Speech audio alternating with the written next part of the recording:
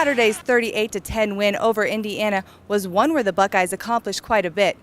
It was Coach Tressel's 100th win, and for the first time in NCAA history, Coach Tressel is the only coach to have 100 wins at two different schools. Also, it was a career-high passing day for Terrell Pryor, and for the first time since 2007, the Buckeyes are ranked #1 in the polls. This week, the Scarlet and Grey hit the road to play in the always intimidating Camp Randall to take on the top-ranked Wisconsin Badgers.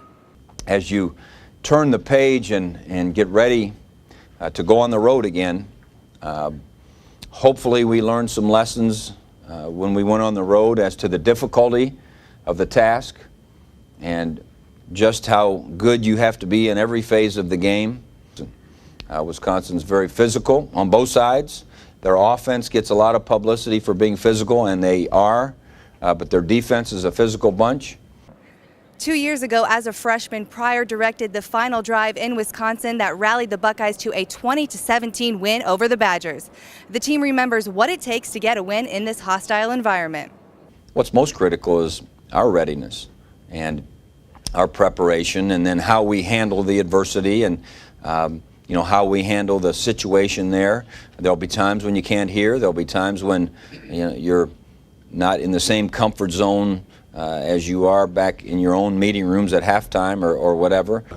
Sometimes when they get the ball moving a lot and the fans start to get hype and everything, but we know we're going to deal with a lot. They're going to make some plays, but main thing is just stay on task and just continue to improve and just embrace every moment we get.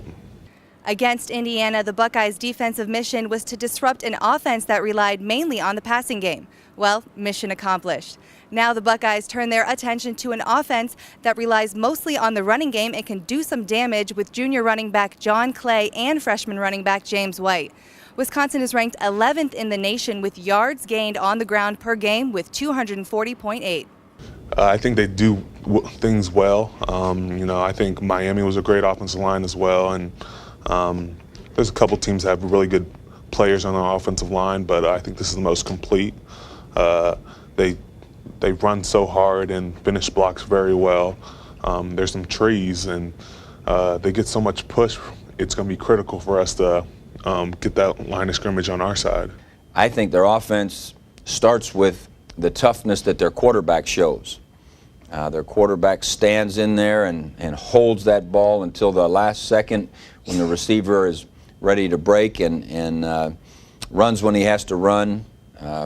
Kind of plays a little bit in the shadow of their rush game, which their rush game is, it deserves all the kudos that it gets.